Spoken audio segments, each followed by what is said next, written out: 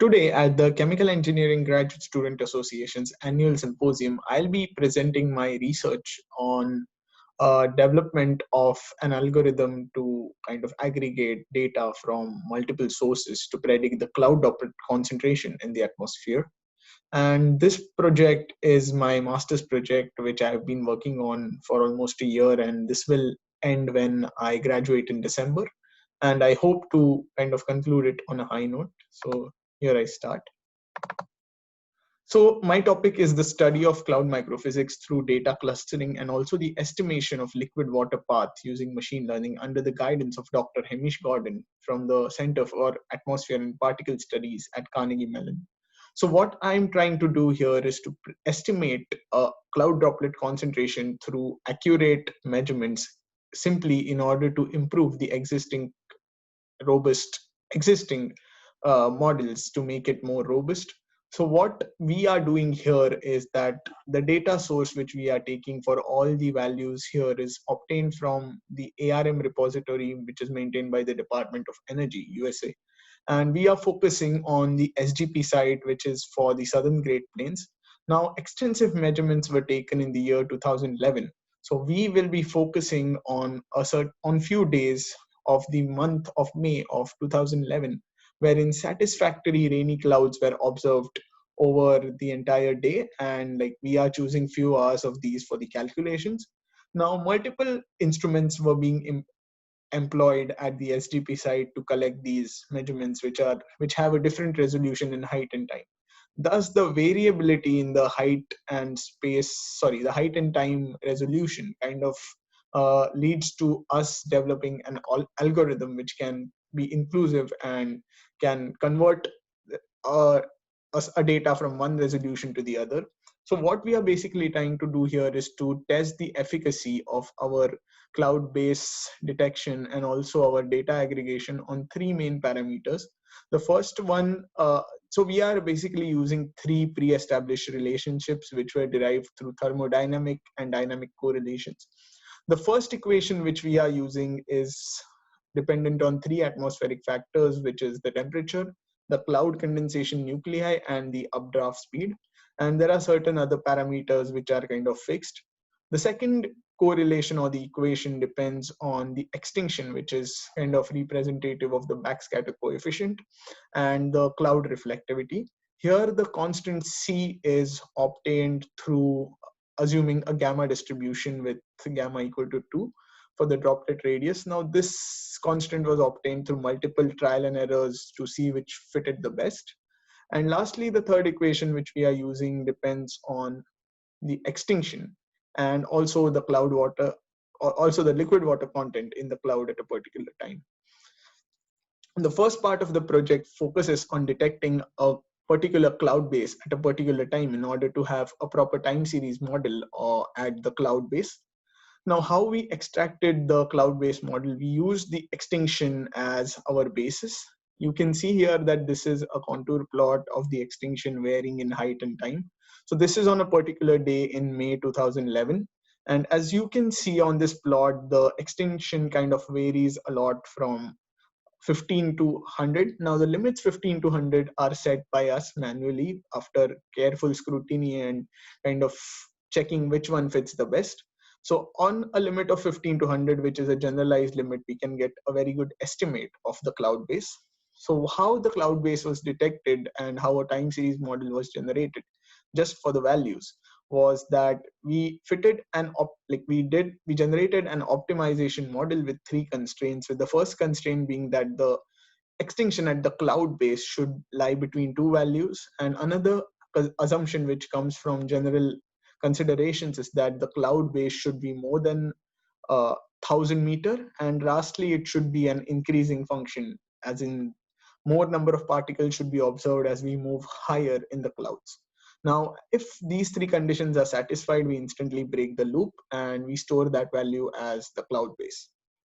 Now, after detection of cloud base, it was important that the data from different instruments which had different time and space resolution was brought to the same time and resolution so that it can be substituted in the equations 1 to 3 to give us an idea how well our aggregation was. So how this was done using a three-step process, which I'll be explaining here. So we consider two data sets. The first one is the principal data set, wherein this resolution, the time and height resolution, will be the final resolution which we want for our cloud droplet number calculations. And so the auxiliary data set will be the one which has uh, varying time and height resolution as compared to the principal data set. But here we kind of aggregate the auxiliary into the principal data set, either by increasing the range of the data or downsizing the data. So how this was done was, this was a three-step process. In the first step, there are two subparts. First is the spatial clustering, wherein we take the heights from the principal and auxiliary data set, whereas in the temporal clustering, we take those values from the principal and auxiliary data set to kind of create a list of lists, and like to pull indices from those two. After we have generated the two clustered lists, we kind of filter it, and we also feed the param, which is the parameter which we tend to kind of aggregate. And the filtering method here is that some of these values are missing, so we kind of omit these values, and some values come from technical considerations, such as if we are using an updraft velocity, it should always be positive. And in the last step is that of a data consolidation, where we feed in the predetermined cloud-based values, and all values above that point are considered for calculations. And this gives us an output, which is a param cluster, which is the clustered parameter value. We run this entire thing on multiple data sets obtained from multiple files. Now, the files which were provided to us are in the form of .cdf file, which is the common data format, and it's a very, very important format in the sense that it can store data of varying dimensions, and it can also store text. So in most cases, we can say it's a much improved version of a JSON file. Yeah, and so we followed kind of a sequential method to develop a package mainly in using Python 3. Now the output which is generated from running this automated Python script is in the form of a .csv file. Now what we basically do here is we input multiple data files, and then in the first instrument, which records the liquid water content and the mean Doppler velocity, which is the Ka band radar, we take that as the principal radar. Second one is we cluster temperature, which is obtained from the Raman lidar. Third one, the extinction, which is obtained from a micropulse lidar. And lastly, the cloud condensation nuclei, which is obtained from a surface radar.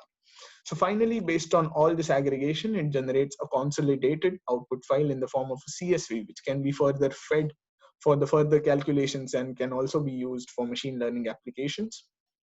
Now, what the results show us here is that the figure 5 here can be observed is the cloud droplet concentration from Pinsky, which is the equation 2, which can be seen here. And the x-axis is that of that calculated from equation 1. Now, the peculiarity of this is that it is kind of a very good fit in this case.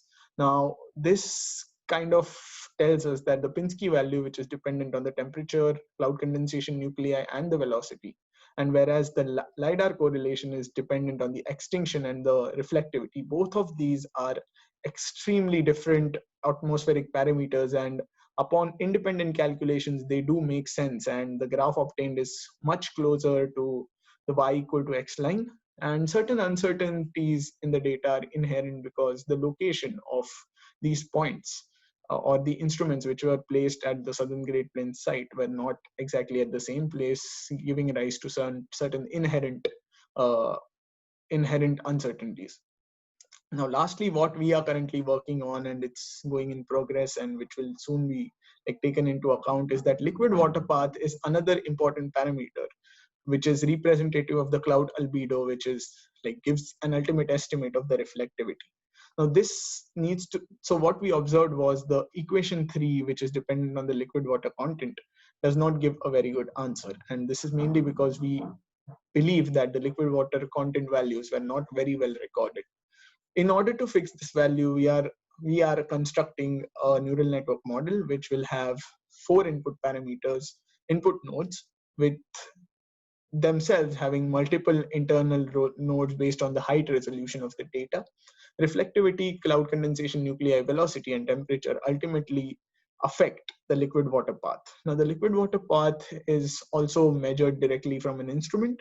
So that value can be used as the output, that is the Y value for this. And based on this, we are currently training the hidden layers and the number of nodes varying, which can get us the best accuracy. So far, we have reached an R square value of around 0.45 for just the basic model, and much deeper analysis is to be done to exactly be able to predict this liquid water path, which will be an accurate representation of the liquid water content at every point. So this was all what we have done in this project regarding the study of cloud microphysics and to make the atmospheric models more robust. Now, another thing, so the takeaway from this project is that so far we were able to study the efficacy of different cloud droplet correlations, also aggregate data from multiple sources with files as large as 50 million points, and also develop an automated script which will take in these different high resolution data sets and give you an output CSV file in a very, very simple format, which can be further used for calculations and machine learning. We totally believe that this package, if further tuned, can definitely work wonders and help in alleviating the problems which most of the atmospheric scientists face in kind of combining data from different instruments. So thank you.